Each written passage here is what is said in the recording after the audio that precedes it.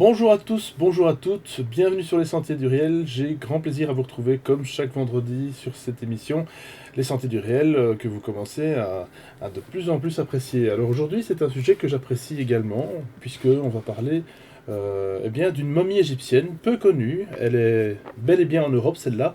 Elle se trouve à Venise. C'est Charlie Sanson qui l'a découvert, en tout cas qui nous en parle à travers son bouquin La momie de Venise, avec pour sous-titre Le culte du sang et la recherche de l'immortalité. C'est un sujet très vaste, mais très très très intéressant, où il nous parle notamment du sang, un petit peu sous toutes ses coutures. On va un petit peu plus en savoir un petit peu plus tout au long de cette vidéo. Et donc cette fameuse momie de Venise. Vraiment, je ne connaissais pas du tout, qui se trouve, je pense, située sur l'île de San Lazzaro. Bonjour Charlie, comment allez-vous? Bonjour Alexis, ça va très bien. Je pense que vous-même, à entendre votre voix, vous êtes en pleine forme, hein? Eh bien, écoutez, oui, ma foi, pour vous recevoir, c'est tout à fait normal. Je suis à chaque fois bouche bée devant tous vos écrits et puis devant toute cette connaissance. Vous n'arrêtez jamais, hein, Charlie? Vous n'arrêtez jamais, hein, Charlie? Comment? Attendez, j'entendais pas là. Vous n'arrêtez jamais, hein, Charlie? Ah non, non, non, non, non, non, non, non, non, quand on arrête, non, c'est mauvais, hein. Qui s'arrête se trompe. Il y a un proverbe qui le dit. Alors, quand on agit, on peut se tromper. Quand on n'agit plus, on est sûr de se tromper. Exactement. C'est un peu ma philosophie, oui. Bah écoutez, ça me fait déjà sourire, donc c'est que c'est vrai. Donc voilà, vous allez nous parler effectivement de cette découverte que vous avez faite, je crois, au début des années 2000. En Euh... 1982. Ah pardon, déjà ok, Ah d'accord, oui, oui, magnifique. oui, oui, oui. C'est une rencontre qui m'a tellement impressionné avec tout ce qu'elle m'a apporté de nouveau, avec les recherches qu'elle a entraînées en quelque sorte. C'est une rencontre qui a fait que je m'y suis intéressé depuis cette date-là et j'ai accumulé des recherches et puis après, évidemment, au bout d'un moment, j'ai pensé que c'était bien d'en faire profiter les lecteurs parce que c'était quand même, à mon avis, un grand message que nous donne un personnage qui vient de très loin dans l'histoire de l'Égypte antique. C'est ça. Et d'ailleurs, on va un petit peu découvrir qui était cette momie, hein, puisque en fait, elle vient d'Égypte, Oui, c'est une mais momie qui vient d'Égypte, qui a été offerte à des séminaristes, qui sont des Arméniens, qui sont sur une île pas loin de Venise. Elle a été offerte par un vizir, un turc, qui avait cette momie, qui leur a offerte, et une momie qui a quand même la réputation d'être une des mieux conservées qui sont en Europe. c'est ça. C'est ça. Alors, effectivement, c'est une momie qui se trouve sur une petite île, hein, comme je le disais. San Lazzaro, qui n'est pas forcément accessible à tout le monde. Euh, Elle, on- elle est accessible, mais elle n'est pas sur les circuits touristiques. En 1982, comme j'avais entendu parler de cette momie, on disait qu'elle pouvait envahir les gens, leur esprit, les manipuler, etc. Enfin, un petit côté surnaturel, un petit côté vraiment qui était fantastique. Mais il y avait quand même le côté histoire et théologie et tout ce qui est connaissance de l'Égypte antique. Dans cette momie, elle était curieuse comme elle était présentée et je voulais la voir. Elle est sur l'île de San Lazzaro. Et ce qui est curieux, c'est qu'on disait de cette momie, dans les textes que j'avais pu avoir, qu'elle avait la réputation d'être un mort vivant, avec la possibilité d'envahir les gens qui étaient près d'elle, etc. Or, un mort vivant, elle est dans le monastère arménien, donc le monastère qui est à San Lazzaro, et San Lazzaro, c'est une île qui a pour nom l'île du ressuscité, Saint-Lazare. C'est quand même aussi une coïncidence curieuse. Et pour aller à San Lazzaro, j'avais repéré sur une carte que l'île n'était pas loin du Lido, qui est de l'autre côté de la lagune en partant de Venise. Donc j'ai pensé logiquement qu'en allant au Lido, je trouverais un bateau, un vaporetto, pour aller sur l'île de San Lazzaro. Mais il n'y en avait pas. Il n'y en avait pas, il fallait partir vraiment de Venise. Il m'a fallu retourner à Venise, et là, j'ai pris un vaporette, et nous étions seulement, cette fois-là, en 1982, nous étions une dizaine. Il y avait des Américains, un Allemand, un Anglais et moi. Le seul Français. Arrivé à l'île de San Lazaro, ce sont les prêtres qui sont des orthodoxes, bien sûr, qui nous ont reçus, et il y en avait un qui parlait français. Et bien sûr, c'était intéressant de parler avec lui, mais je ne voulais pas l'aborder avec le côté un peu fantastique et bizarre de recherche sur ma momie. Donc on a parlé de tout. J'ai laissé partir volontairement, en parlant doucement, j'ai laissé partir les autres touristes américains et autres, et on est arrivé donc à visiter le monastère de San Lazaro, qui est magnifique, avec ils ont des imprimeries de livres d'art qui sont intéressantes, très intéressantes, et il y a aussi surtout une collection, une bibliothèque de livres anciens, certains ayant plus de 1000 ans, vous voyez que c'est intéressant aussi, et on était tous les deux, tous les autres étaient partis. On est passé dans une pièce où il m'a expliqué tous les objets qui venaient de l'Égypte antique, il avait été offert, et dans son cercueil de verre, j'ai vu la momie que je voulais voir. Et là, le religieux m'a parlé de l'histoire de la momie, de son histoire, de tous les objets qui étaient autour d'elle, et puis il m'a entraîné dans la bibliothèque à côté, et évidemment j'étais un peu déçu de ne pas rester plus longtemps, d'avoir pas d'autres renseignements. Dans la bibliothèque à côté, il m'a fait voir tous ces livres merveilleux, j'étais quand même pas déçu de cela, bien sûr, et un autre religieux est venu avec un paquet de livres sous le bras, et sur les vitrines de livres, il a posé ce paquet de livres, ils se sont mis à parler ensemble. Et là, je me suis enhardi, et j'ai demandé donc à ce religieux s'il me permettait d'aller revoir la momie égyptienne qui m'intéressait. Il m'a dit oui, allez-y. Et là, j'ai pu rester pratiquement en tête à tête pendant un bon quart d'heure avec cette momie égyptienne. Et là, vraiment, ça a été pour moi on peut dire, une révélation. C'était un étrange voyage, bien sûr, qu'a fait cette momie qui vient de l'Égypte antique. Et elle avait une mauvaise réputation. Mais quand je suis arrivé près de la momie, dans ce premier contact, au contraire, j'ai eu l'impression de calme. Et dans le livre, même sur la couverture, j'ai pris des photos, bien sûr. On a l'impression que la photo de la tête de la momie esquisse comme un sourire. Et bien sûr, elle est bien conservée, le corps est couvert de ses bandelettes, bien sûr, la bouche est entrouverte comme dans un sourire, et je suis resté là, près de cette momie.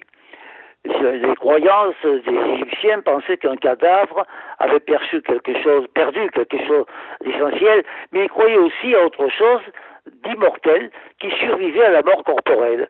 Et je ne crois pas que les croyances étaient le fruit de leur imagination.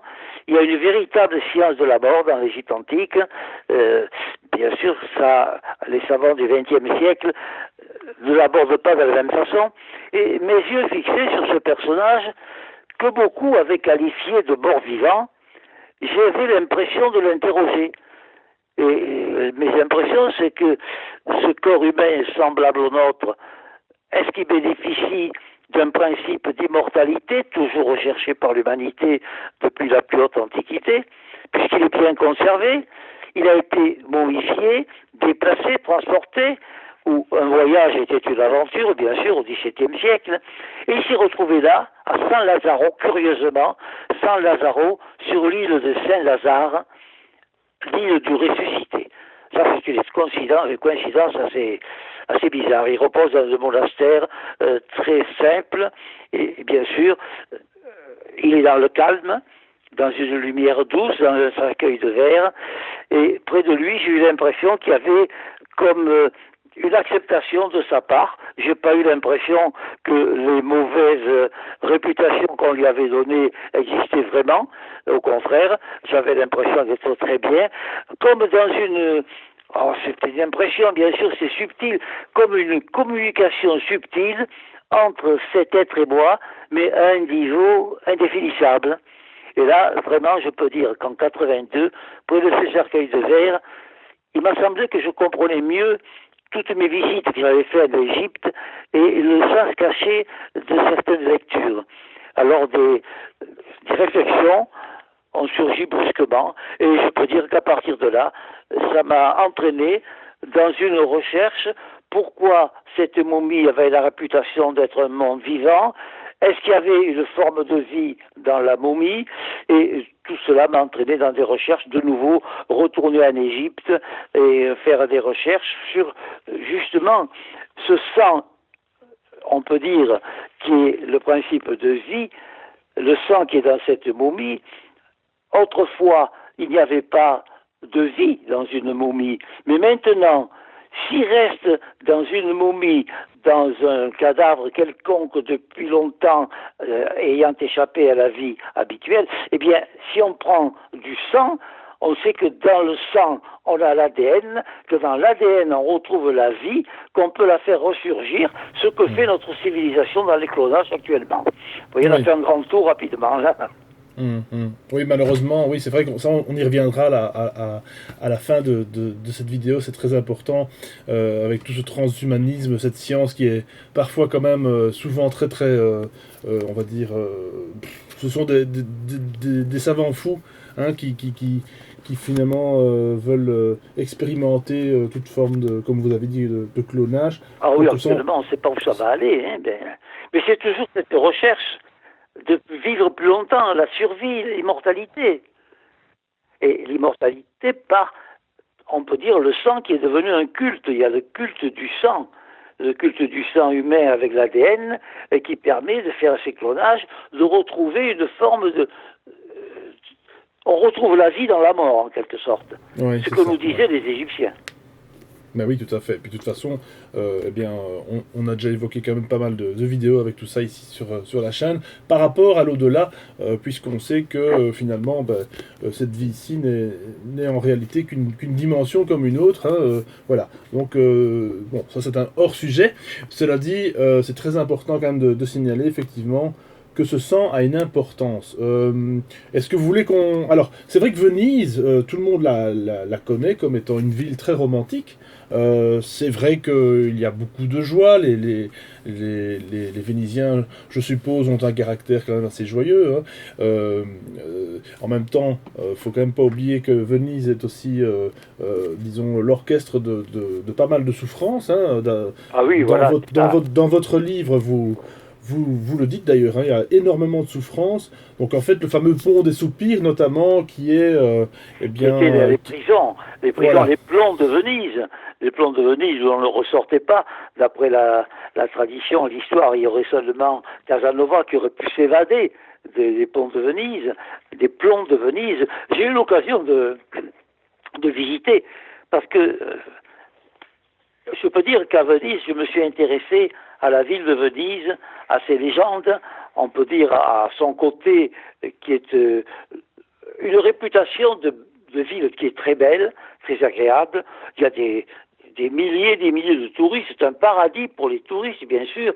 Et quand je suis arrivé à Venise, bien sûr, je m'intéressais, je suis arrivé par bateau, par la lagune, la première fois, et je m'intéressais, bien sûr, en voyant surgir dans la brume de la lagune, au petit matin, les bâtiments de Venise, au loin, je pensais à cette république riche et puissante qui maintenant est devenue un paradis pour touristes. C'est le symbole de la fête, du carnaval, on peut dire des masques, puisque dans sa réputation, Venise, c'est bien sûr, c'est la fête, c'est le carnaval, ce sont les bals, ce sont ce qu'avaient voulu hypocritement la grandeur de Venise, c'était l'égalité derrière les masques pour tous, c'est-à-dire on ne savait pas qui était derrière un masque, et c'était un côté, on peut dire, un peu hypocrite, puisque quand on veut se cacher, on met un masque réel, ou un masque, on peut dire, supposé, quoi. Hein. On se cache derrière un masque, quoi. Mais, ce que j'ai recherché, c'est de faire tomber ces masques et de rechercher la Venise étrange, avec ses mystères, ses légendes, ces légendes qui unissent le lointain passé au monde d'aujourd'hui. J'avais des investigations à faire avec quelques lectures, quelques documentations sur le dragon de Venise, le dragon de la lagune, ce dragon de la lagune qui a donné naissance à des rituels, des rituels de magie antique où les gens étaient coupés en morceaux, et on va en retrouver, on va en parler dans des vestiges d'aujourd'hui.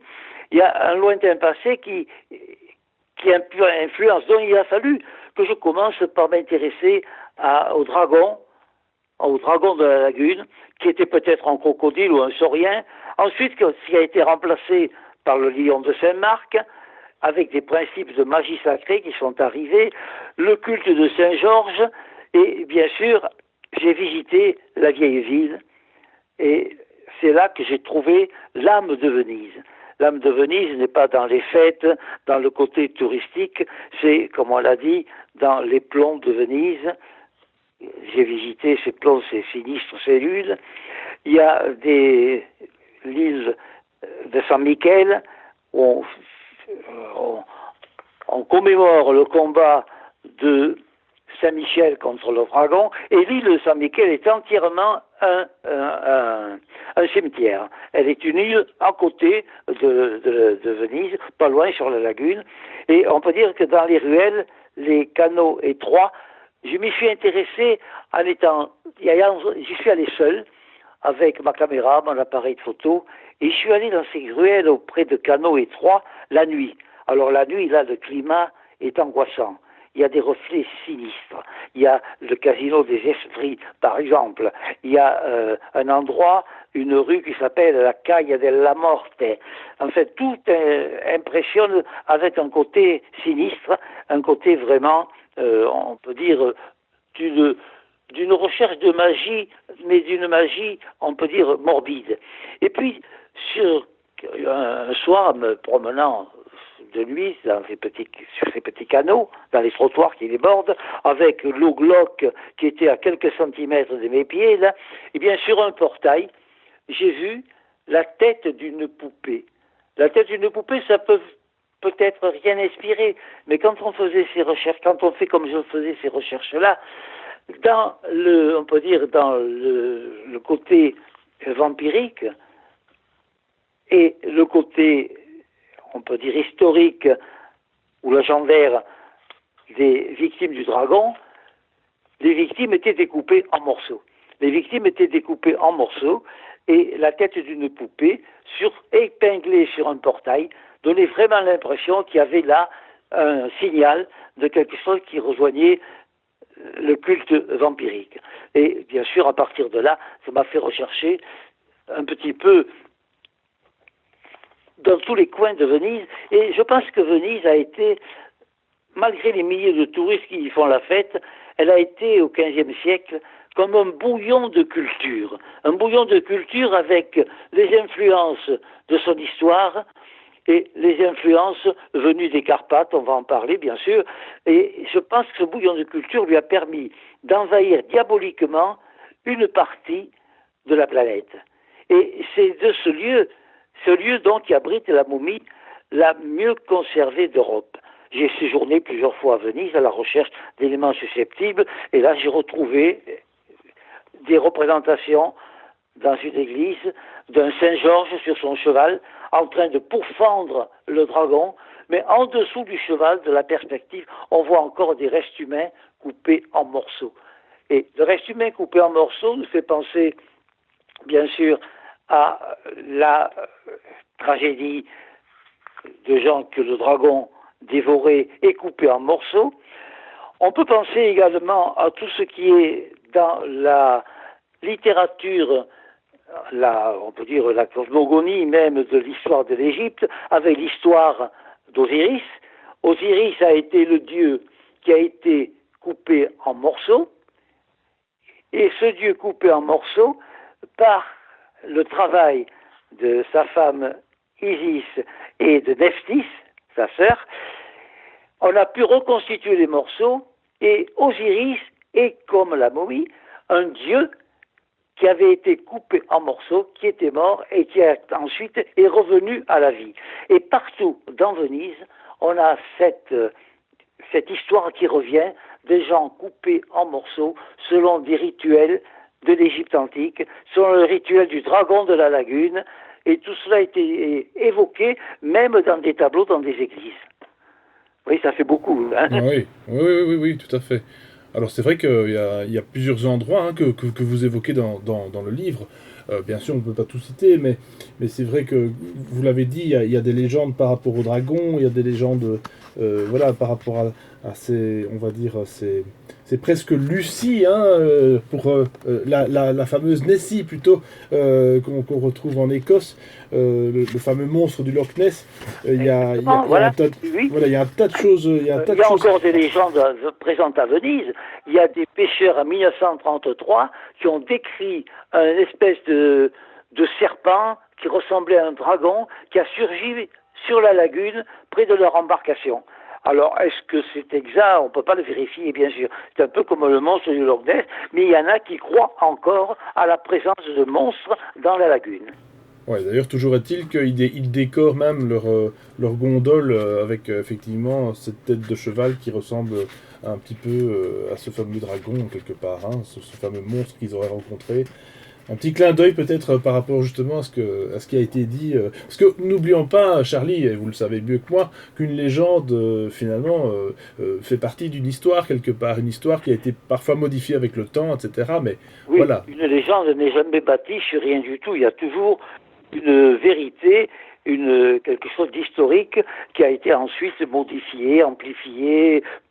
C'est devenu un conte, mais il y a à la base d'une légende, il y a toujours quelque chose de réel. Et là, bien sûr, il était intéressant de voir ce côté qui partait justement du sang, avec ce culte du sang humain qui a été ensuite venu, pour reprendre exactement, c'est en 1450 que un personnage venu lui aussi d'Égypte, c'était Abramelin le mage, a édité à Venise un principe de magie sacrée. Le principe de magie sacrée d'Abramelin le mage, qui a été traduit, retraduit, j'en ai un exemplaire en français d'ailleurs, bien sûr, le principe de magie sacrée d'Abramelin le mage est, à mon avis, un principe de recherche de la survie, de l'immortalité par le sang alchimique, par tout le travail de l'alchimie.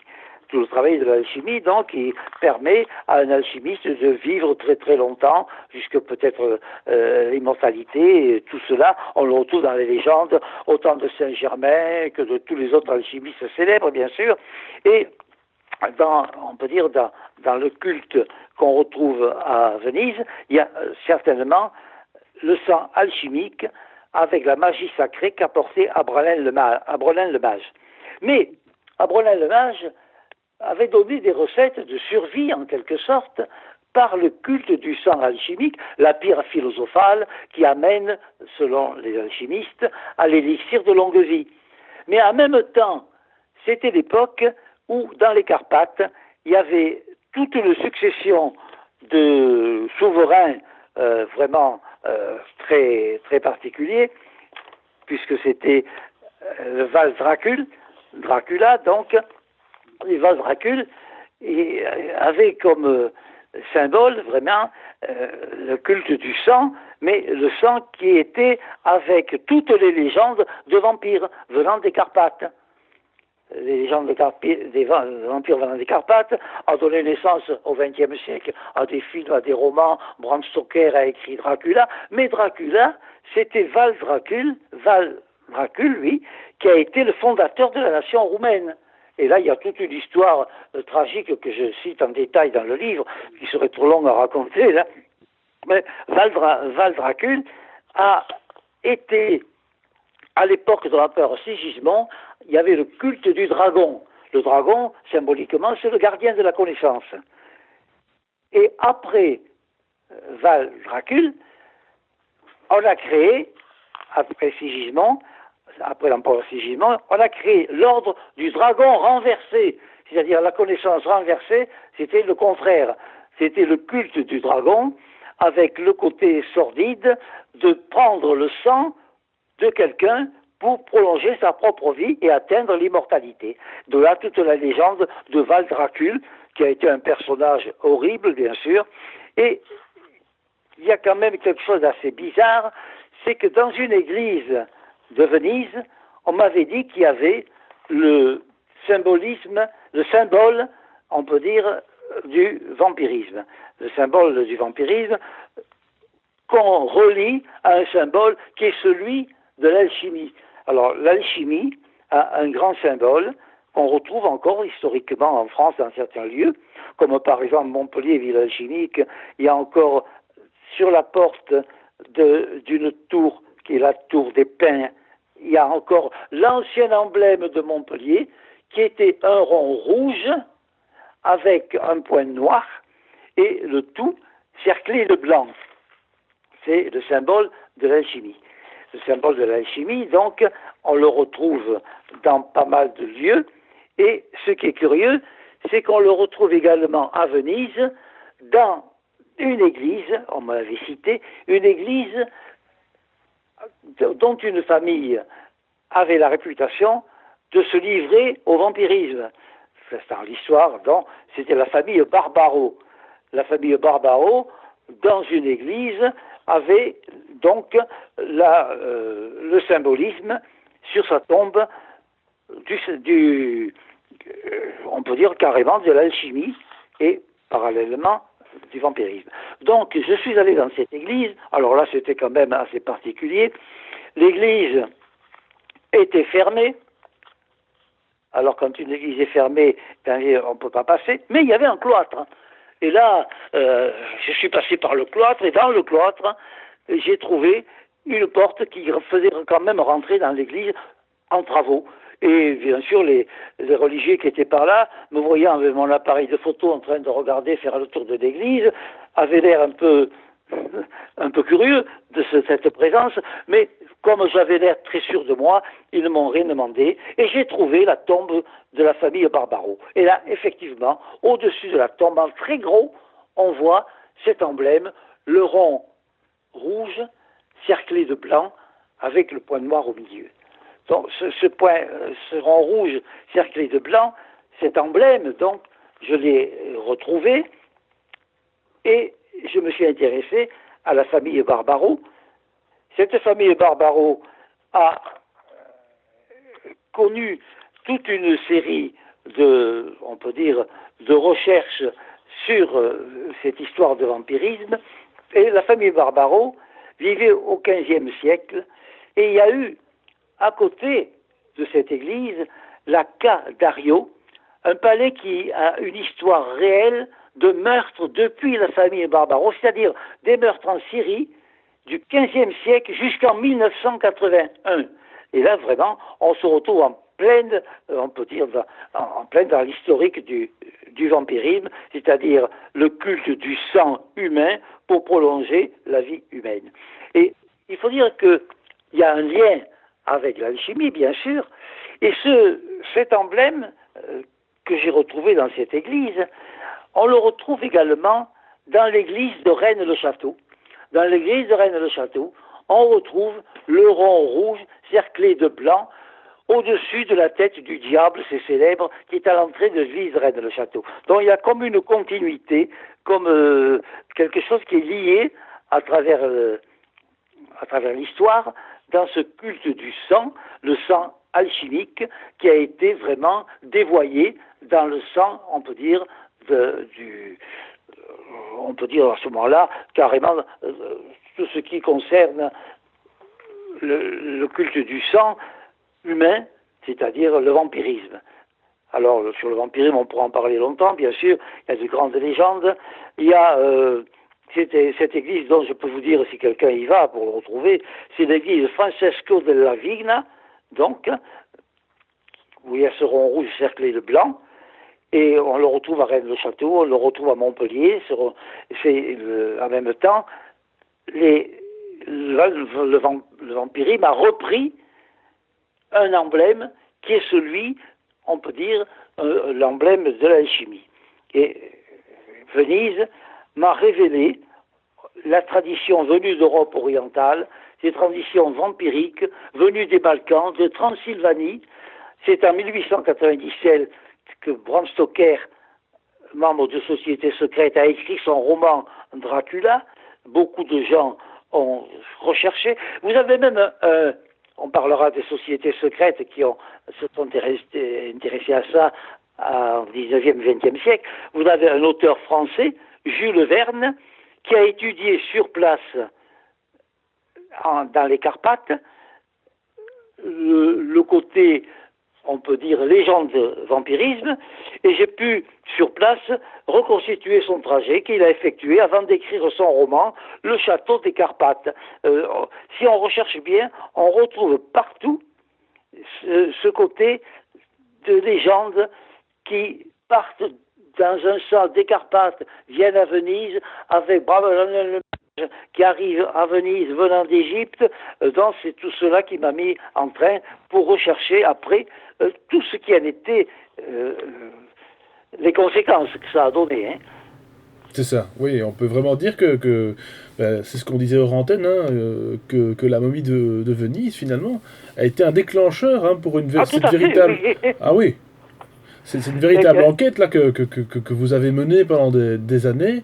Et est-ce que vous faites encore des recherches, justement, notamment, ou vous n'avez plus trop le temps actuellement? Oui. On n'arrête jamais. Les recherches, c'est toujours permanent, parce que quand on relit toute la tradition qui nous vient d'Égypte, avec toutes ces légendes sur la vie dans une momie qui était passée pour être quelque chose un petit peu de surnaturel, amusant, quoi, un film fantastique, mais pour les Égyptiens, c'était sérieux. Et quand on voit actuellement les progrès de la science qui se sont rapprochés de cette recherche de la survie dans la mort par le culte du sang encore, eh bien sûr, on se pose des questions.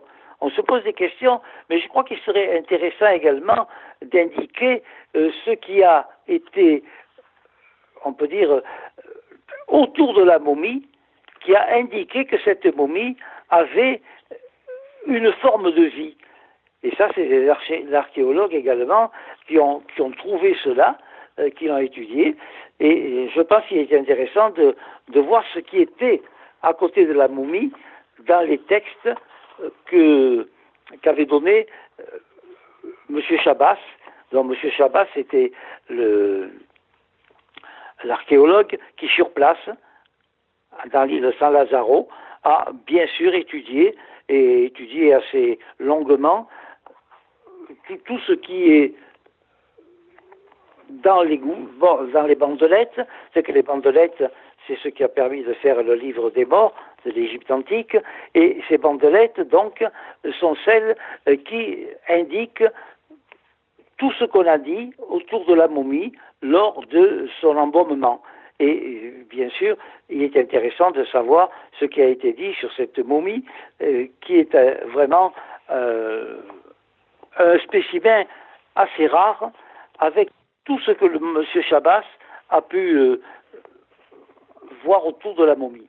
Alors, si vous voulez, on peut en parler, mais c'est un départ, quoi, en quelque sorte, pour indiquer que la momie a une vie active, en quelque sorte.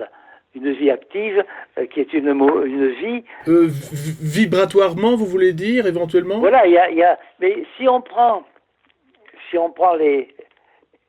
certaines théories, comme les théories on peut dire, du professeur Charon, le professeur Charon indique bien que le corps humain n'est pas, parce qu'il est détruit, tout ce qui le composait, notamment les particules élémentaires, continuent de vivre.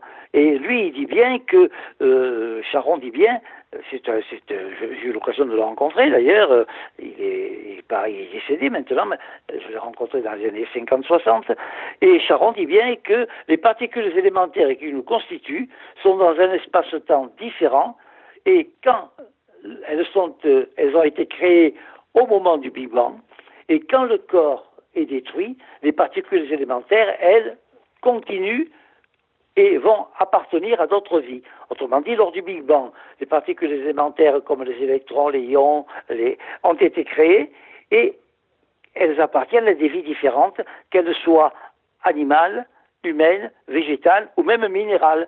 Et quand la vie est détruite, eh bien, elles partent et elles vont appartenir à une autre vie en emportant toute la mémoire de la personne à qui elles appartenaient.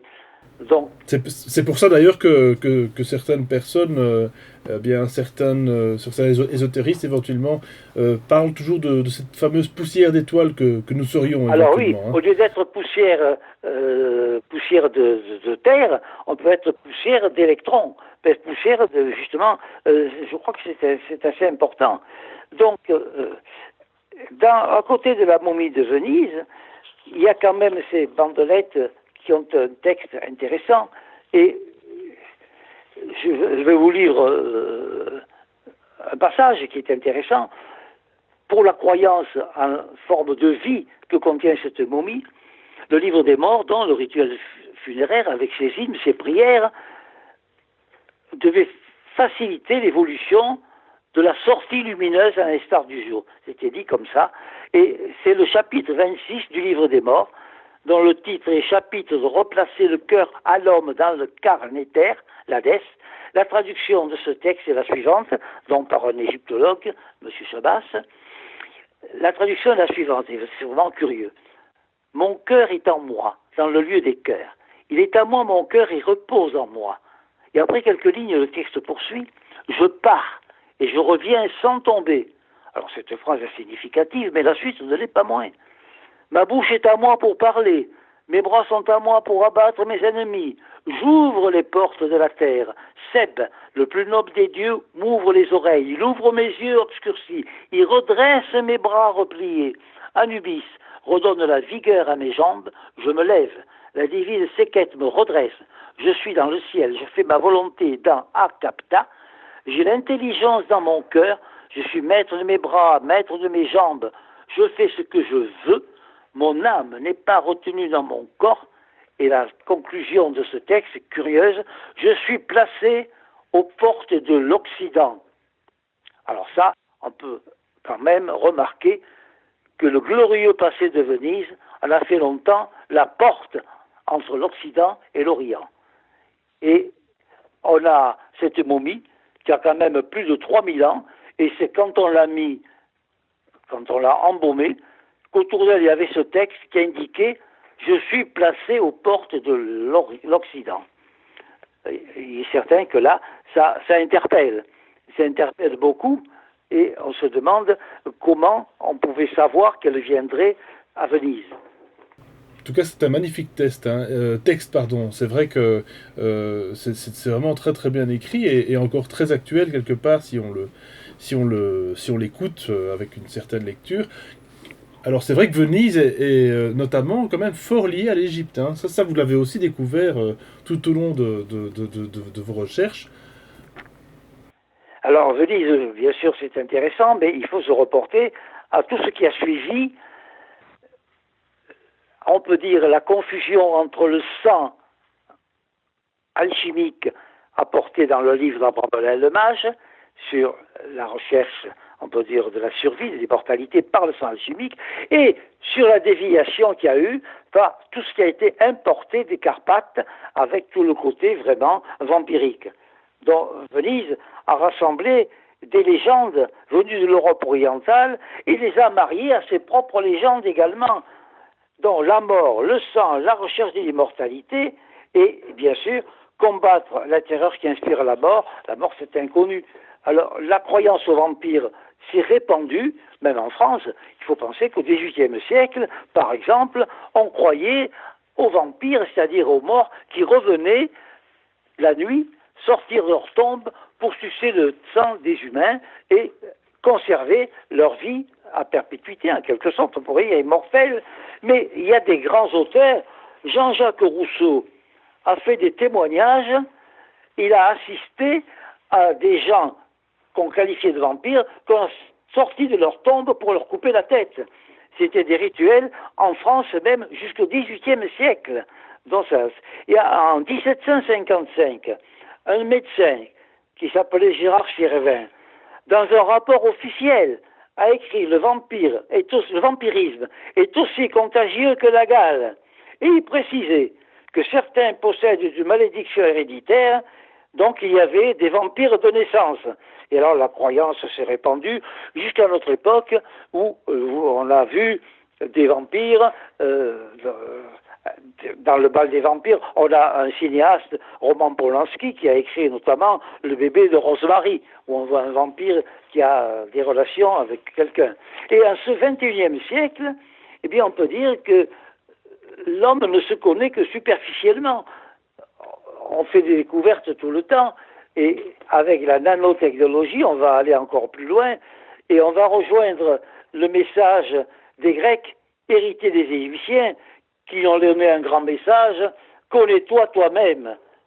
Nous connaissons ou croyons connaître notre corps matériel, nous tâtonnons dans les recherches de notre psychisme et de nos spiritualités, mais nous ignorons notre troisième dimension. On ne sait pas d'où on vient, on ne sait pas où on va, et l'univers et les dieux, ajoutés à connais-toi toi-même, sont quand même plus que des symboles de la part des Grecs qui, ne l'oublions pas, étaient les héritiers des Égyptiens, quoi. Alors, donc nous sommes.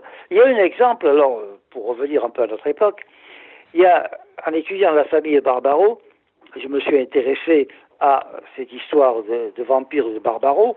J'ai retrouvé en Croatie encore des écrits sur la famille Barbaro, qui était connue aussi en Croatie dans le domaine, bien sûr, de ce sinistre, on peut dire, culte du sang. Et c'était l'empereur romain Dioclétien, qui a été un pourfendeur de chrétiens, qui a même, d'après les textes, aurait sacrifié sa femme et sa fille et qui s'était converti. Et il y a eu des exemples dans toute l'histoire de ce culte du sang.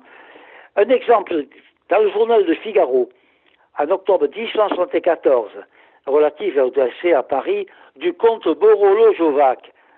Un auteur français, Jean-Paul Bourg, en cite des extraits, et bien sûr, ce personnage, né en Roumanie, avait fui ce pays où, disait-il, tous les membres de sa famille devenaient des vampires après leur mort. Et le comte Borolo-Jovac, qui a vécu à Paris, a confié à des amis sa peur de devenir, comme les membres de sa famille, un vampire, et il voulait échapper justement à cette ténébreuse, on peut dire, malédiction, et il avait demandé à ses amis les plus intimes de lui arracher le cœur après sa mort, car d'après la légende, pour tuer un vampire, on lui perce le cœur avec un pieu.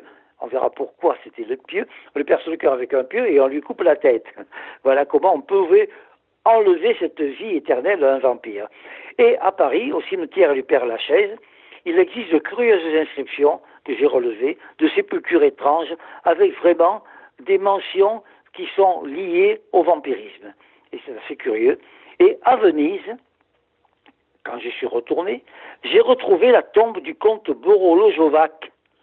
Le comte Borolo-Jovac, donc, comme il avait demandé, a été transporté de Paris à Venise, et vraiment, il est dans une tombe, et là, ce serait trop long de vous raconter comment j'ai trouvé cette tombe, parce que je ne voulais pas, en allant dans le cimetière, qui est toute l'île Saint-Michel, c'est le cimetière de Venise, je ne voulais pas dire que je voulais rechercher la tombe d'un vampire. Alors, comme je savais qu'il y avait Diaghilev et Stravinsky qui avaient été inhumés dans ce cimetière, au gardien, je lui ai demandé, moyennant bien sûr un petit bâtisse, ça se fait, de m'amener sur la tombe de Diaghilev et Stravinsky sur le plan historique, sur le plan de la musique, quoi. Il m'y a amené, et bien sûr, je regardais autour de moi parce qu'on m'avait indiqué que c'était dans un coin du cimetière pratiquement abandonné qu'on avait la tombe de certains vampires, dont Borolo-Jovac. Et on a traversé un terrain, parce que c'est immense cette île, un terrain où vraiment j'ai vu que c'était assez abandonné. On m'a accompagné, j'ai pris des photos, mon guide est reparti, et c'était là, à peu près vers 1990, quand je suis retourné à Venise. Et là, en cherchant, d'après les photos que j'avais, j'ai retrouvé la tombe de ce comte Borolo-Jovac, qui est vraiment enterré là, dans le cimetière de Venise. Bien sûr, il y a des comparaisons, il y a des recherches qui ont été faites. Un de mes amis, Jean Groffier, qui a vécu longtemps en Moyen-Orient, qui a fait des recherches dans la pyramide de Khéops entre les deux guerres et qui connaissait très bien et l'Égypte et la Bible, a fait des comparaisons entre les dynasties égyptiennes et les patriarches de la Bible. Il est arrivé à penser qu'évidemment, on sentait que des patriarches auraient pu avoir, comme on le dit dans la Bible, avoir vécu 500 ans et plus. Alors, c'est quand même curieux, parce que quand on reprend la Bible, par exemple, on se rend compte qu'à un moment donné, il est dit qu'après le déluge, donc il faut le prendre à un deuxième niveau, bien sûr, c'est symbolique, après le déluge, Dieu marche avec Noé. Et Dieu dit à Noé qu'il ne va plus punir les humains quand ils se comporteront mal avec un déluge, mais en revanche, désormais, les humains ne pourront plus vivre que jusqu'à 120 ans. Alors c'est quand même curieux que dans la Bible, on nous dise qu'un contact avec Dieu indique que c'est Dieu qui a décrété qu'il ne vivrait plus à ce moment-là, depuis Noé, que 120 ans, ce qui prouverait qu'il vivait plus longtemps avant. Et c'est quand même quelque chose qui interpelle également, vous voyez. Oui, tout à fait. C'est comme s'il y avait vraiment une programmation biologique. Alors, est-ce qu'il y a eu, dans des civilisations plus importantes et aux sciences plus développées que ce qu'on croit, est-ce qu'il y a eu à une époque une manipulation génétique qui a pu transformer la durée de vie de l'être humain? Et actuellement, d'ailleurs, on considère médicalement que l'être humain est fait pour vivre au maximum 120 ans, ce que dit la Bible. Il y a quand même des choses assez curieuses. Et il y a eu toujours des recherches pour prolonger la vie. On n'a pas le temps d'en parler en détail, mais c'est assez curieux. Il y a eu l'histoire du docteur Faust. L'histoire du docteur Faust qui avait obtenu de Méphisto, contre son âme, le fait de prolonger sa vie. Alors, bien sûr, il y a le côté légende, le côté littérature avec Goethe, mais à Bad Kreuznach, la légende dans l'Allemagne, la légende est assez vivace, puisqu'on m'a fait voir, près du pont de Bad Kreuznach, une maison où un personnage, on peut dire à la Renaissance, avait vécu très longtemps et aurait été à l'origine de l'inspiration de Goethe pour écrire Faust. À notre époque, il n'y a pas si longtemps, on a créé la cryogénisation, c'est-à-dire qu'on voulait conserver les gens dans on peut dire des cercueils avec une température de moins 180 degrés, c'est-à-dire qu'ils étaient cryogénisés, autrement dit, la vie était suspendue et elle pouvait reprendre. Le but était que quelqu'un qui allait mourir pouvait être mis dans cet état de cryogénisation, et quand la maladie qui allait le tuer aurait pu être guérie un siècle, 2 siècles après, on pouvait le ramener à la vie. Alors, oui, c'est ce qu'a fait d'ailleurs Monsieur Walt Disney. Hein, Oui, il y a des Américains qui l'ont fait, et en France, il y en a qui voulaient le faire, mais ça n'a pas pu être possible. Alors ça, c'est le côté anecdotique, c'est-à-dire que on peut cryogéniser quelqu'un qui veut conserver la vie. Mais on ne peut pas, avec les règles médicales que nous avons en Europe, quelqu'un qui est encore en vie, on ne peut pas le mettre dans cet état. Donc il faut attendre qu'il soit mort. Mais s'il est mort, il n'y a plus de raison de le cryogéniser. Donc ça ne s'est pas fait en Europe, voilà. Hein. C'est un peu le côté anecdotique. Après, maintenant, nous avons le clonage. Et le clonage, on se rend compte qu'on trouve la vie dans la mort avec, on peut dire, l'ADN. Un cadavre de mammouth, ils font des recherches là-dessus, on l'a fait sur d'autres animaux. Un cadavre qui a plusieurs siècles avec un clonage pris sur quelqu'un dans un élément, dans un animal vivant, on peut faire reconstituer l'espèce. C'est le but que cherche actuellement le clonage chez les animaux. Ce qu'ils font sur les humains, on ne nous le dira pas, bien sûr. Non, bien entendu. On a quand même beaucoup d'exemples en alchimie, de légendes de Nicolas Flamel, de Fulcanelli, Saint-Germain, Cagliostro, qui s'était régénéré par l'alchimie. Mais on a un exemple qui est encore plus curieux, puisqu'il faut ratisser large pour arriver à étudier ces choses-là. Un exemple on peut dire, de survie qu'on retrouve dans la Bible également. Dans la Bible, nous avons l'exemple de plusieurs personnages qui ne sont pas morts. Notamment, il y a Élie, qui était un prophète de la Bible. Il était avec son disciple Élisée. Il allait lui faire ses adieux car il lui disait que maintenant il allait quitter la terre, il n'allait pas mourir, mais on allait venir le prendre. Et à ce moment-là,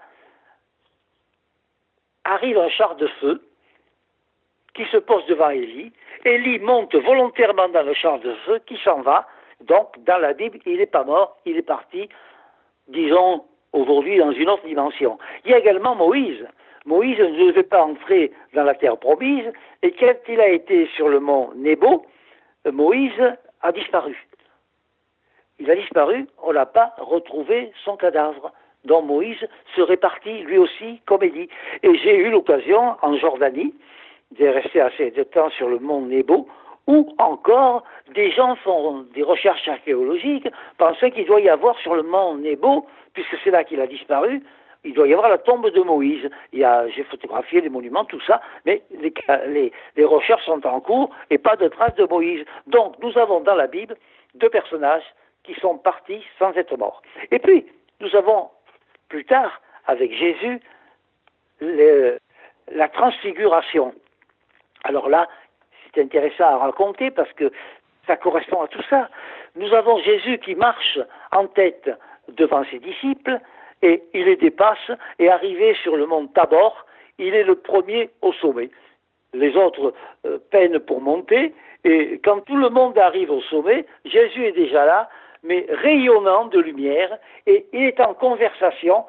La Bible dit bien en conversation, c'était pas un hologramme, c'était vraiment, il parle, il est en conversation avec deux personnages qui sont Élie et Moïse.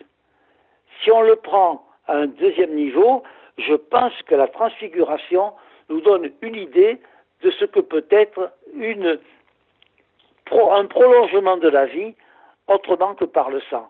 Mais là, évidemment, nous rentrons dans des recherches qui sont beaucoup plus difficiles et on reste au sang humain toujours comme la force occulte de la vie et de la mort. C'est ça, oui, parce que en fait, le sang, ce que peu de gens savent, c'est que c'est, à part la matière avec les globules rouges, blancs, etc., et toutes ces cellules qui font de ce liquide quelque chose de relativement bien fait, hein, parce que je veux dire que... C'est extraordinaire. Ah oui, c'est fantastique.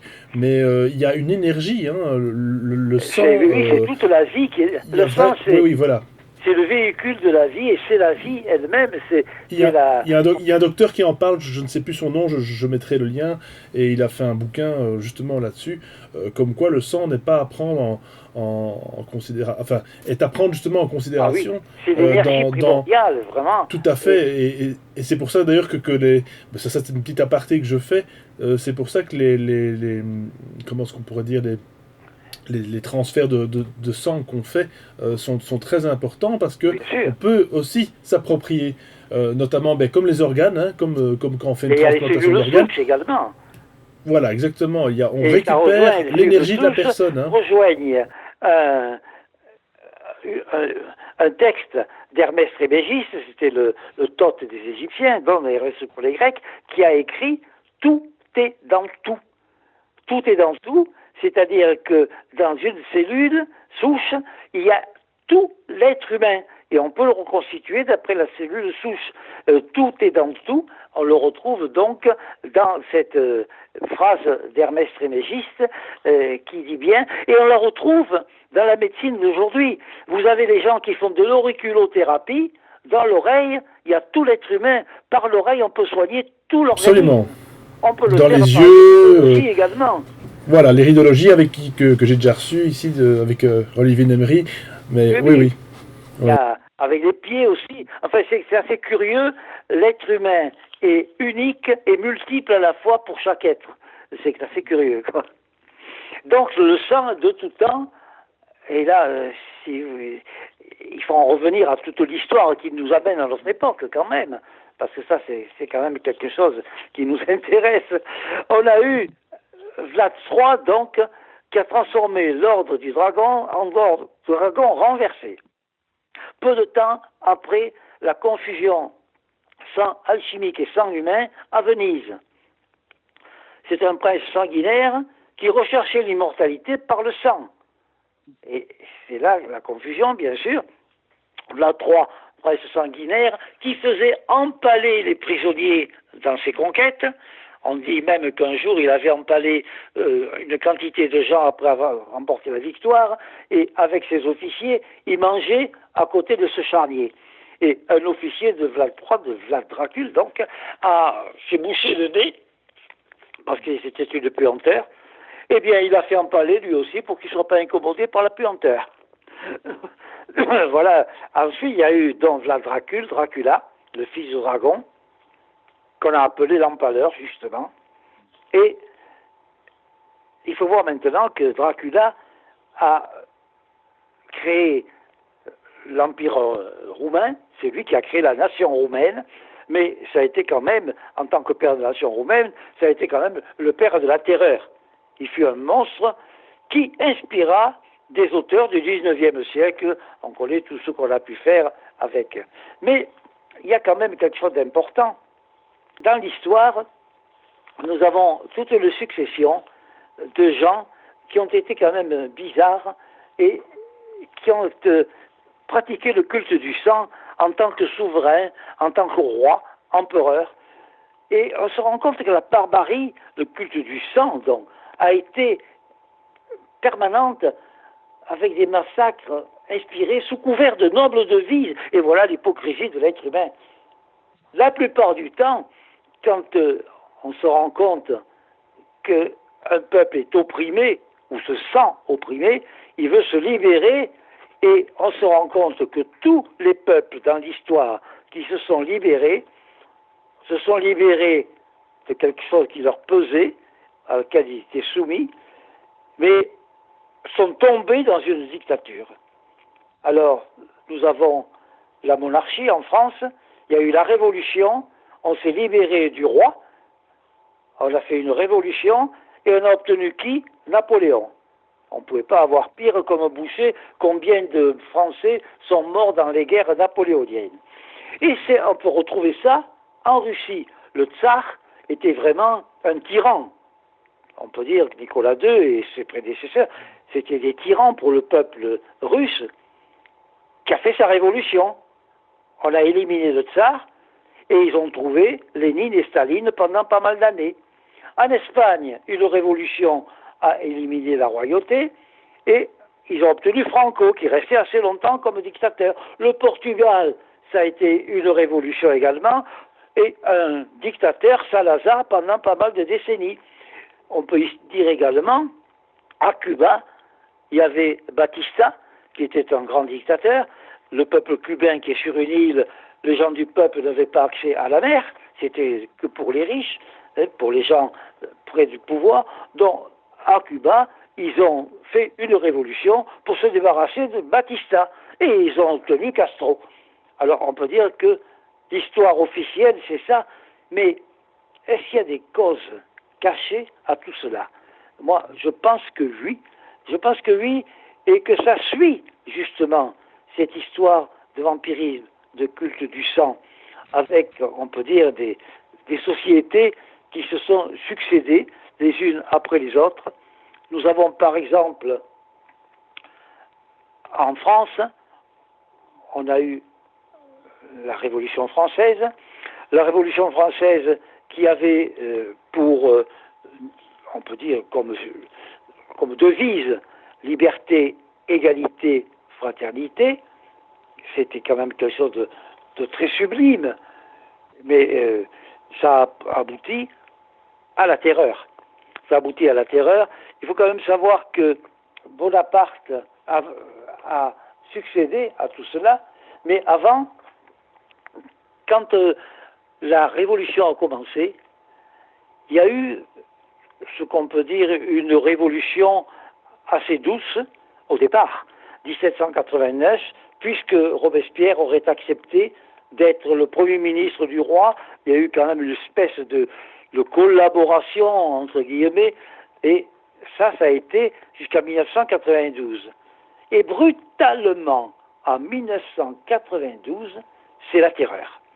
C'est la terreur avec les révolutionnaires qui trouvent que couper les têtes, ça n'allait pas assez vite, et c'est pendant la Révolution française qu'on a inventé la guillotine, avec toujours le slogan liberté, égalité, fraternité. C'est quand même curieux. On a inventé la guillotine, et cette guillotine qui a fait des ravages. Il y a une anecdote que je cite qui est amusante, qu'on retrouve dans l'histoire. À l'époque où Robespierre et Louis XVI n'étaient pas vraiment des ennemis mortels, le roi Louis XVI s'intéressait beaucoup à l'horlogerie et à la serrurerie. On connaît ces épisodes-là.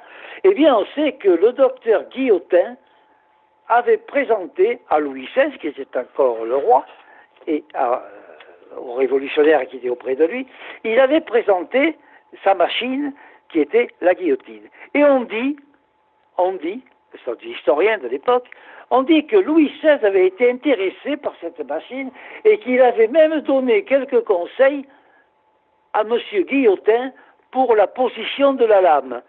Ça, c'est vraiment de l'humour noir, si c'est vrai. Donc, il y a eu quand même cette histoire de changement de révolution, mais là, il faut voir les causes à effet. On ne peut pas rester qu'en France, il faut voir que déjà, au XIIIe siècle, avec un paroxysme au XVe, et ça a duré jusqu'au XVIIIe, il y avait en Allemagne la Sainte Vème. La Sainte Vème, c'était une société secrète qui avait un pouvoir parallèle au pouvoir officiel et qui avait droit de vie et de mort sur ses adeptes qui, eux, prenaient le droit de vie et de mort sur la population. Et c'est eux qui avaient inventé la Vierge de Nuremberg. Et là, on retrouve tout de suite la Vierge de Nuremberg, ce culte du sang, puisque c'était une statue creuse dans laquelle on mettait le condamné, et quand on refermait la porte, cette porte était hérissée de pointes d'acier qui transperçaient le corps, et en bas, sur certaines de ces statues, qui sont présentes dans certains musées, on recueillait le sang du supplicié. Donc vous voyez que la Sainte Vème, ça a quand même duré pas mal de temps, d'une façon tragique. Il y a eu aussi créé également au XIIIe siècle, donc même avant Abraham le Mage à Venise, au XIIIe siècle, la Sainte Inquisition, on dit Sainte Inquisition, c'est un peu une boutade, 5 siècles de massacres, et la Sainte Inquisition, elle est toujours présente au XXe siècle. Ça, je pense qu'on ne le sait pas, ou on ne le sait pas assez, mais au XXe siècle, en France, il y a eu une association qui a été acceptée par la préfecture de police de Paris en tant qu'association loi 1901 pour faire revivre l'Inquisition. Ça, si vous voulez, je peux vous lire l'article paru sur le journal officiel. Alors, sur le journal officiel du 17 septembre 1996, date de cette déclaration, sur le journal officiel de la République française, sous le numéro 1211, déclaration à la préfecture de police, association pour la restauration de l'Inquisition. Objet, restaurer l'Inquisition qui devra surtout détruire les écrits opposés à la doctrine catholique et empêcher la propagation par d'autres moyens de ce genre d'idées, ce qui implique naturellement la lutte contre les hérésies, fausses religions et idéologies. Le siège social, j'ai l'adresse et tout, ça a paru au journal officiel de la République française le 17 septembre 1996. Vous voyez que c'est encore vivant tout ça. Alors, ce que je voulais surtout dans ces sociétés secrètes qui ont été vraiment tragique, les Illuminés de Bavière. Encore, on parle des Illuminati. Les Illuminés de Bavière avaient pour but, c'était créé en Bavière, d'établir un gouvernement mondial. Ils voulaient créer un gouvernement mondial et il y avait tellement d'exactions qu'en Bavière et en Allemagne,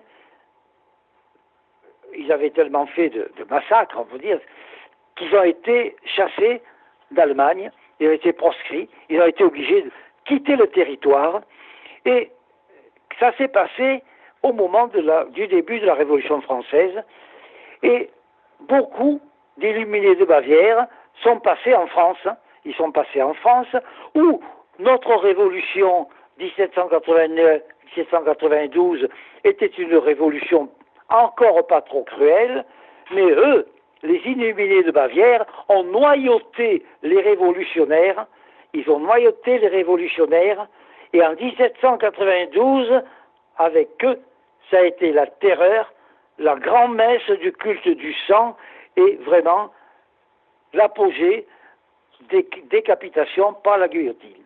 Et ça, c'est quelque chose de très important dont on doit parler, parce que vraiment, on sent que derrière les gens qui nous gouvernaient, et je ne parle pas qu'au passé, bien sûr, il y a quelquefois quelque chose de caché. Quelque chose de caché, et j'ai relevé justement dans l'histoire, vous savez que les sociétés secrètes, les plus terribles, comme les plus humanistes, ont des signes de reconnaissance. Des signes de reconnaissance par rapport, par exemple, prenons la chrétienté, il y avait d'une part le signe de la croix, et d'autre part ce poisson qu'on dessinait, que dessinaient les premiers chrétiens.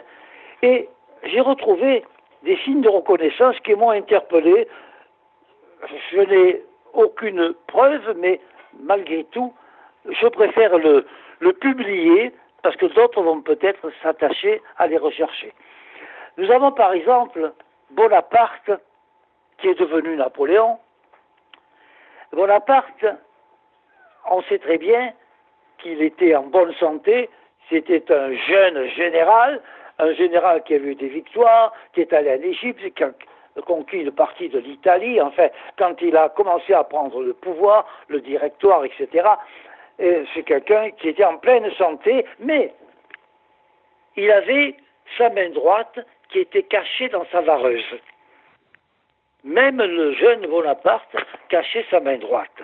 Napoléon, on pouvait dire, comme certains ont affirmé, qu'il a fait une ulcère à l'estomac, qu'il mettait la main sur l'estomac, mais en réalité, c'est un peu au-dessus de l'estomac que Bonaparte et puis Napoléon avaient ce, entre guillemets, signe de reconnaissance.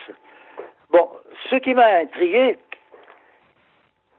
c'est que j'ai trouvé un tableau, la photo d'un tableau, du baron Nige, K-N-I-G-G-E, qui était au sommet de la hiérarchie des Illuminés de Bavière. Et ce baron, dont le prénom était Adolphe, ça ne s'invente pas, ce baron est représenté sur ce tableau avec sa main droite cachée dans sa vareuse, exactement comme Napoléon. Je crois que ça interpelle quand même. Et puis plus tard, j'ai trouvé dans des livres d'archives de la Révolution en Russie une photo d'une réunion de soviets, c'était les soviets qui gouvernaient les villes, les régions, et le président des soviets, en faisant son allocution, il a sa main droite cachée dans sa vareuse. Alors, que dire de cela? Je pense que ça interpelle. Pour moi, oui, je pense. Alors, à partir de là, bien sûr, l'Empire, les guerres, le sang ont succédé à la devise liberté, égalité, fraternité. Et quand il y a eu la Restauration, eh bien, Charles X, qui a été un peu jaloux de la gloire napoléonienne, eh bien, lui, il voulait avoir sa gloire par les armes. Et en 1830, c'est lui qui a lancé, j'allais dire la mode, mais enfin, l'habitude des Européens de créer des guerres coloniales. Et guerres coloniales, bien sûr, ça a été toujours par le culte du sang. On a vu les deux guerres mondiales, et le progrès est toujours orienté vers le culte du sang, vers les massacres. Je veux citer rapidement la mésaventure du docteur Nobel. Alfred Nobel était un homme qui était d'une grande renommée avec, on peut dire, son côté chimiste. Je passe sur sa vie, il a fait beaucoup de recherches, j'en ai parlé dans le livre, de découvertes, et Nobel avait surtout inventé un explosif en avance sur son temps, qui était la dynamite. Et cet homme, qui était un brave homme, un humaniste, était heureux, parce qu'il pensait qu'avec la dynamite, on allait creuser des canaux, faire des tunnels, construire, etc., que c'était vraiment pour l'humanité quelque chose d'extrêmement important dans le progrès pour la construction et pour tous les grands travaux. Et puis, évidemment, on a fait des bombes. Et Nobel a été très affecté par cela.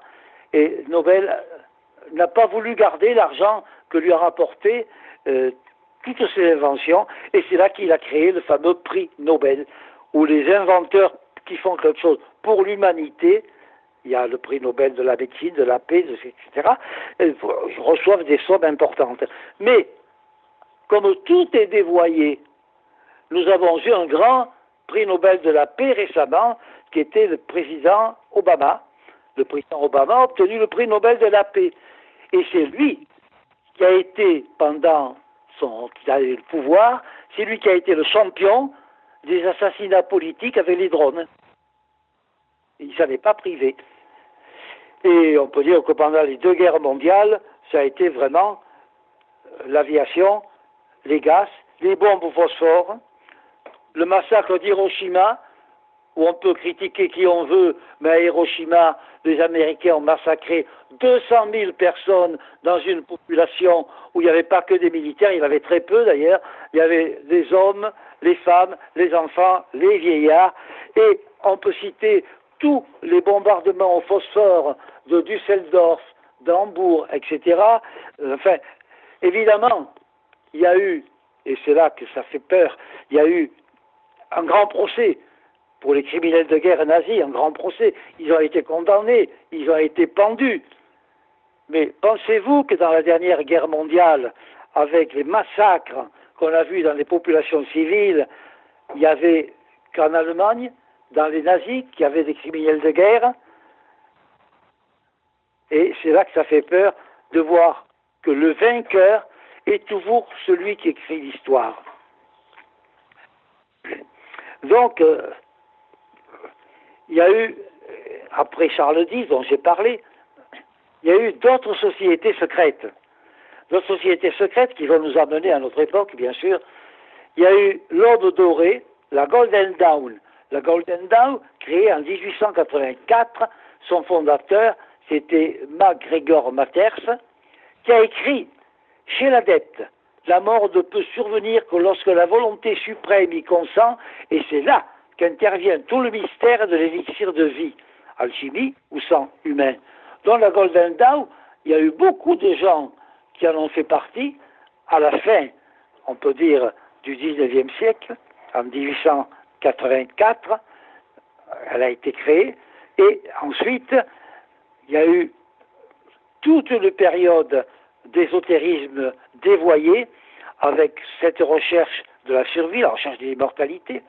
Et les gens de la Golden Dawn, quand ils se sont dispersés, il y a eu la guerre, la Première Guerre mondiale, et après la Première Guerre mondiale, il a été créé le groupe de Thulé. Il a été créé en 1918 avec des membres issus de la Golden Dawn. Et il a été créé surtout en Allemagne, qui après la guerre était dans la grande misère, bien sûr. Dans une grande misère, les gens avaient besoin de se regrouper pour essayer de faire quelque chose pour ressurgir. Et dans le groupe de Thulé, il y avait notamment quelqu'un qui était un peu celui de maître à penser, c'était Rosenberg. Rosenberg, dans le groupe de Thulé, a été celui qui a annoncé que les Allemands descendaient d'une race supérieure.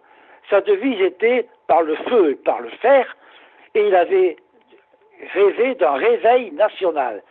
C'est donc après Rosenberg que dans la misère, on a pu, dans ce groupe-là, répandre des idées qui allaient faire naître le nazisme et qui ont permis l'ascension d'Hitler.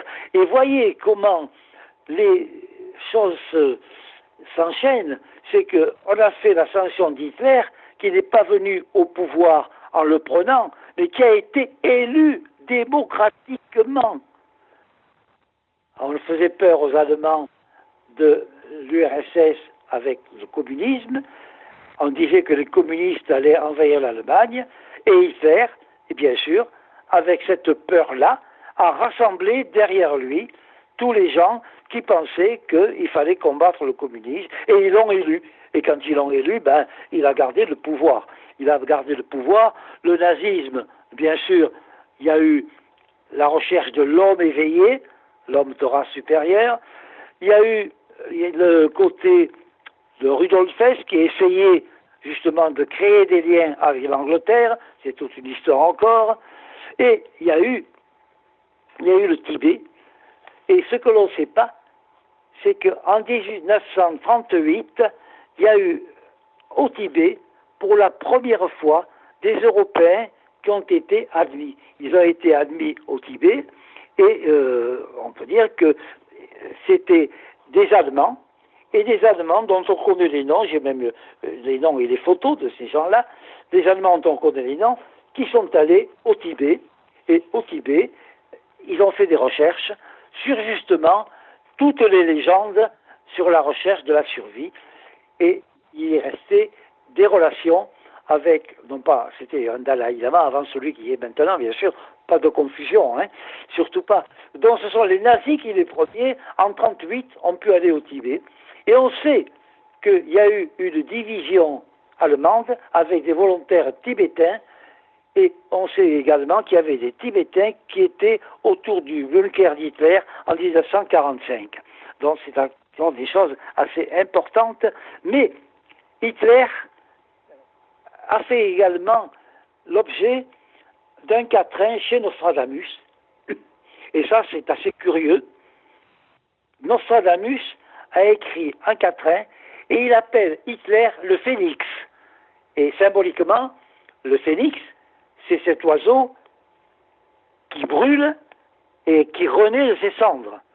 Alors pourquoi ce qualificatif de phénix a été attribué à Hitler plus de 500 ans avant ce personnage? Nostradamus a rédigé un texte de 6 vers qui nous interpelle par ses précisions de date en correspondance avec les événements concernant un personnage, Hitler, qu'il qualifie de phénix. Je vous le lis avec un commentaire rapide. Voici ce qu'écrit Nostradamus. Plusieurs mourront avant que Phénix meure. Évidemment, il a fait un massacre avant de mourir. Jusque 670 et sa demeure. Alors, jusque 670 et sa demeure. Et il ajoute ensuite, passe 15 ans, 21, 39. Là, Nostradamus donne des nombres précis. Le premier est sujet à maladie. Le second offert danger de vie. Au feu, à l'eau et sujet 39. Alors si on reprend rapidement, Hitler, le second vers précise, jusqu'à 670 et sa demeure. Hitler est né en avril 1889 et a disparu en mai 1945, soit 55 ans et 10 mois, dont 670 mois. C'est quand même extraordinaire. Hein? La suite est résumée en 3 nombres, 15, 21, 39, avec un commentaire pour chacun des nombres, je vous le dis.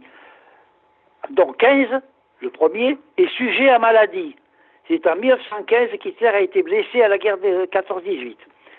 Ensuite, et le second offert changer de vie, 21.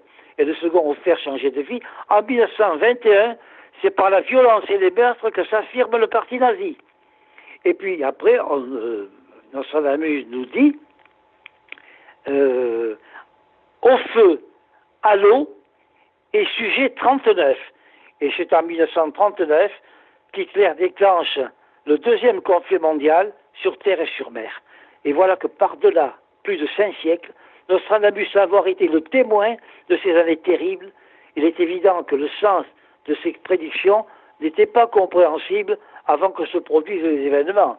Mais aujourd'hui, je crois qu'on a intérêt à étudier tous ces textes. Enfin, ça c'est mon avis.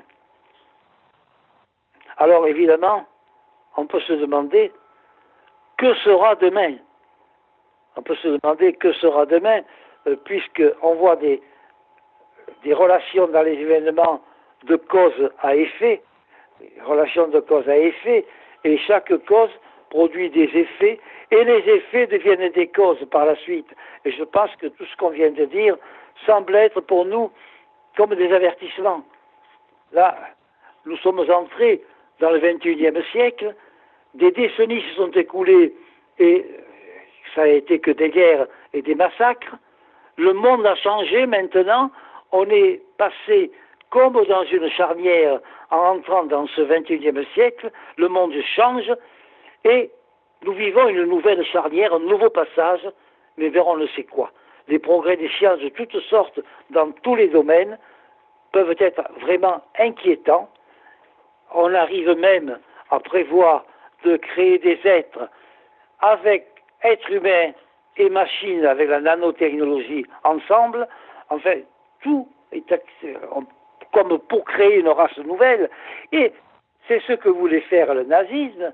Et actuellement, eh bien, quand on dit que le phénix renaîtra de ses cendres, regardez l'actualité dans le monde aujourd'hui avec les néo-nazis, plus ou moins sous des noms différents, qui reprennent partout le pouvoir, avec des gens qui n'hésitent pas à se dire héritiers des nazis.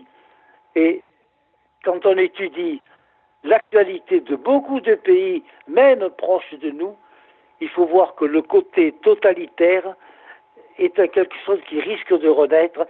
Et je pense que le culte du sang, la recherche de l'immortalité, eh bien, le phénix a trouvé une sorte d'immortalité qui semble, à mon avis, qui semble nous menacer. Ah oui, oui, mais surtout qu'un phénix, c'est très important de le dire. C'est un oiseau qui finalement ne meurt jamais, puisqu'il renaît à chaque fois de ses cendres.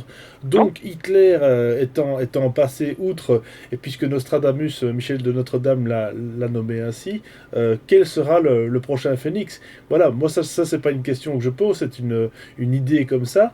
Il faut quand même pas oublier que, ça je l'avais déjà dit dans une émission, que les nazis n'ont finalement pas perdu. Hein, le peuple allemand, lui, il a perdu énormément, hein, bien sûr, mais les nazis, en tout cas l'idéologie nationaliste... Vous savez, à mon âge, j'avais 16 ans à la Libération, donc j'ai bien connu cette période, on peut dire, de l'histoire. C'est pour ça que je me suis intéressé aux massacres qui ont été perpétrés par les belligérants d'un bord et de l'autre bord, bien sûr. Et on se rend compte que malheureusement, ça continue et on n'est pas à l'abri d'une résurgence ou que ce soit. Donc, je pense qu'on doit être averti. On doit être averti, être l'homme éveillé, pas comme le voulait le nazisme. On doit être éveillé, être attentif. Et je pense qu'actuellement, tout ce que l'on vient de dire à partir de la momie de Venise, pour moi, on part de la momie de Venise, c'est intéressant parce que ça m'a lancé dans ces recherches, mais pour moi, le livre que j'ai écrit, c'est un véritable cri d'alarme avec des enchaînements qui ne sont pas terminés à notre XXIe siècle. Le XXIe siècle, actuellement, pour moi, véhicule des séquelles de monstres en sommeil qui frémissent avant de s'éveiller, et c'est pas être pessimiste que vraiment regarder les choses avec objectivité. De manière réaliste, hein, c'est ça, absolument, oui, oui. Voilà, être réaliste. Et bien sûr, la société de consommation, les jeux, les sports, la baballe pour les uns et pour les autres, c'est très gentil, c'est normal, mais on nous fait oublier l'essentiel.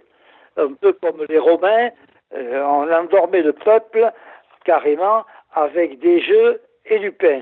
Maintenant, je pense que il y a des jeux, toujours, même les jeux qui soient olympiques ou autres, ça Et il y a des gens qui n'ont pas de vue au-delà de ce qui se passe vraiment, qu'on leur met devant les yeux, avec des informations qui souvent, je n'ai pas peur de le dire, sont de véritables désinformations, où avec des anecdotes, on occupe l'esprit des gens, alors qu'il se passe des choses qui sont très graves et qui peuvent préparer Oui, tout des à fait. lendemains Et terribles. bon, là, c'est une parenthèse que moi, je fais.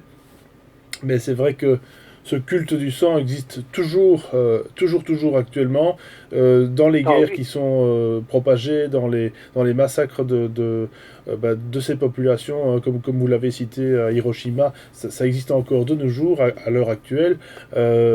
Ces cultes du sang existent aussi en société secrète. Ça, on y reviendra peut-être avec, pourquoi pas, un invité, je ne sais pas encore qui, mais qui pourrait éventuellement nous parler de tout ça, parce que voilà, c'est très important, ce sang qui est comme ça coulé gratuitement, hein, on pourrait dire sans aucune raison, mais si, en fait, il y a une raison bien plus ésotérique qu'on ne le pense. Euh, à- voilà, et puis c'est ça. C'est voilà, plus ésotérique qu'on ne le pense. Il faut faire de la, si j'ose dire, de la géopolitique. Tout est actuellement, tout est mondialisé, mais c'est mondialisé depuis l'Antiquité. C'est pour ça que je me suis intéressé depuis l'Égypte à cette momie de Venise, momie égyptienne.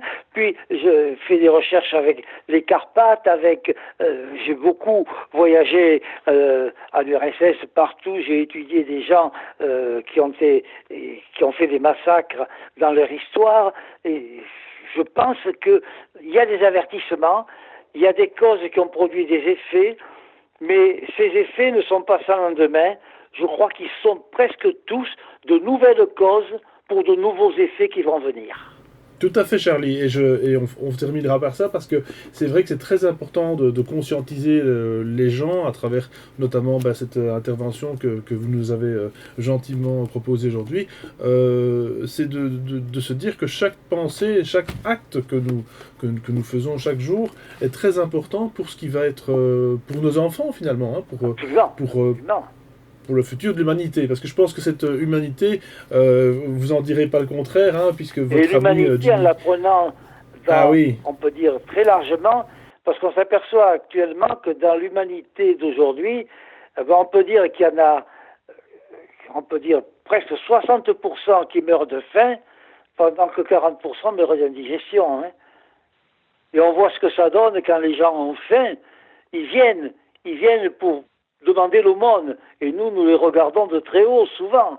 Et vous savez, quand les gens sont acculés vraiment à la grande misère, au désespoir, d'abord ils viennent demander l'aumône, mais ils risquent de venir après avec les armes.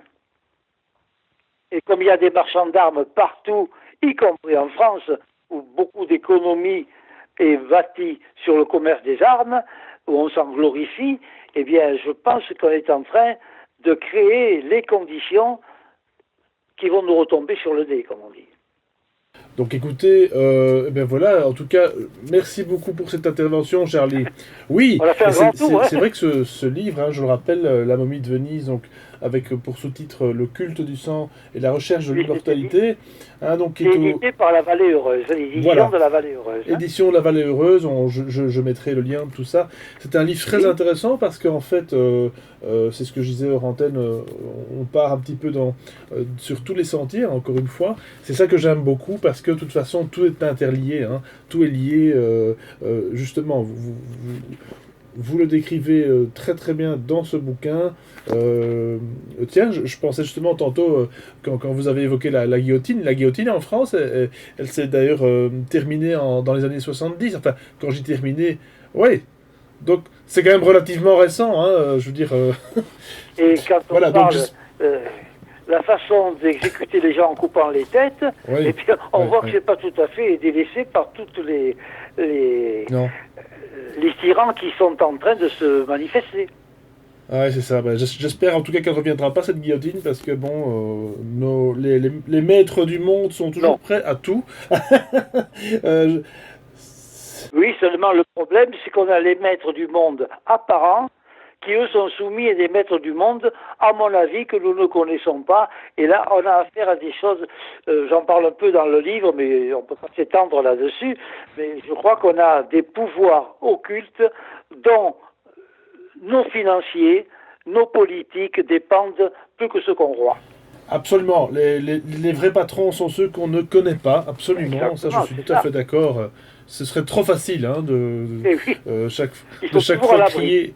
Mais oui, c'est ça. Ceux qu'on voit sont mis finalement eh bien, un petit peu comme à la guerre Ben, de vous savez, sécession en avant. pour terminer, un seul petit exemple. En 1944-45, on a été libérés d'abord, et puis il y a eu la victoire. Hein. Eh bien, je peux certifier que j'ai vu des gens qui avaient pris le mauvais côté. J'ai vu des jeunes qui avaient 2, 3, 4 ans de plus que moi, qui pour faire les fanfarons, bêtement, stupidement, étaient allés à la milice. Ils étaient heureux de se balader dans les villes avec leur costume de miliciens très respectés, etc. Certains avaient fait ça par bêtise, hein, même pas par conviction. Et ces gens-là, eh bien, bon nombre d'eux, après la libération, ont été fusillés. Mais, après la victoire, ceux qui avaient permis à Hitler de faire ses V2, ses V1, toutes ces armes, tous ces grands chimistes, ces grands industriels allemands, eh bien, on ne les a pas fusillés, on les a rappelés, et on sait très bien qu'en France, si on a eu la fusée Ariane, c'est grâce aux industriels allemands qu'on a fait venir. Voilà, le fameux projet Paperclip, entre autres. Hein. Et voilà, oui. Oui, Alors, je pense qu'il faut être là aussi très prudent sur les promesses et sur l'honnêteté, souvent des gens qui nous gouvernent. Oui, absolument, Charlie. En tout cas, un grand merci pour ce partage, parce que faut quand même pas oublier que vous avez déjà quand même 90 ans à peu près. Hein, Je vais les avoir le 7 avril. Ah, ben écoutez, bon anniversaire d'avance. Vous êtes donc un petit bélier, hein, un petit bélier, donc fonceur. Hein. C'est ça qu'il faut. Ce sont des gens qui foncent à tête baissée. Ça, je dirais pas, mais enfin voilà. En tout cas, c'est grâce à des gens. J'ai encore d'autres livres en préparation. Ah ben oui, ça m'étonne pas. Ah oui, justement avec le même éditeur. Avec l'édition de la Vallée Heureuse. Hein. J'ai un livre en préparation avec un ami scientifique. Le titre, je vous le donne en avant-première. Voilà, merci. Le titre de ce livre, qui paraîtra probablement à la fin de l'année ou au début de l'année prochaine, c'est Les pouvoirs de l'irrationnel reconnus par la science. Ah, parfait. Ah bah écoutez, c'est une grande fresque, ça aussi, vous voyez. Ah bah écoutez, avec grand plaisir, je vous inviterai pour en parler, oui, absolument. Avec grand plaisir, Charlie. Encore grand merci. Alors, petit rappel quand même pour vous représenter à nouveau, vous êtes quand même l'inventeur du sophromagnétisme, hein, c'est ça, hein? Oui. Alors oui, ça c'est le côté vraiment que j'ai travaillé. J'ai fait des choses souvent à longue échéance. Le sophromagnétisme, c'est une méthode que j'ai créée quand je me suis rendu compte, en allant m'intéressant aux arts divinatoires comme aux médecines parallèles, que le magnétisme traditionnel qu'on connaît et qui a des résultats fantastiques ne s'occupait que du corps, et qu'après, quand il y a eu la sophrologie, on s'occupait que de l'esprit, du psychisme. D'ailleurs, la sophrologie, il y avait déjà des notions qui avaient été créées par Platon, qui avait créé la sophrosine, 500 ans avant Jésus-Christ. Donc j'ai vu qu'on pouvait faire des passerelles entre le corps et l'esprit, puisque l'être humain est une unité, et j'ai créé une méthode que j'ai appelée le sophromagnétisme. J'ai mis plusieurs décennies pour le mettre au point. Quand ça a été au point, j'ai plusieurs livres, le guide pratique de magnétisme, de sophromagnétisme, tout le magnétisme plus encore aux éditions Trajectoire. Et donc, j'ai créé une méthode. Et puis, quand j'ai senti qu'elle était bien au point, qu'elle avait fait ses preuves, j'avais déjà 60 ans, quand j'ai commencé à l'enseigner, et depuis, et bien sûr, je donne des cours de sophromagnétisme, et j'ai la chance d'avoir des gens qui ont repris le flambeau pour être des formateurs en sophromagnétisme, parce qu'il faut quand même passer le flambeau, on ne peut pas garder les choses pour soi, au contraire, il faut transmettre. Hein. Et Voilà, et je pense que finalement la recette de l'éternité, de l'immortalité, rentre peut-être dans ce cadre. C'est pouvoir justement donner une information, donner une Absolument, pratique. oui. C'est comme l'art, hein, l'art, quel qu'il soit, est immortel quelque part. Hein, si tant est bien que des humains peuvent encore l'observer. Voilà, parce que bon, bon ça c'est un autre débat. Hein. Moi, je m'affole toujours dans des considérations. Voilà, en tout cas, grand merci Charlie Oui, pour mais cette. si vous voulez, un autre jour, on pourra parler du sophromagnétisme, pourquoi pas, J'aimerais hein? bien, oui, avec grand plaisir. Ah ben, quand vous voulez. Eh bien, écoutez, ce sera pour très bientôt, je pense. Alors, Ah ben, parce que moi, d'accord. j'ai toujours vraiment plaisir à vous recevoir.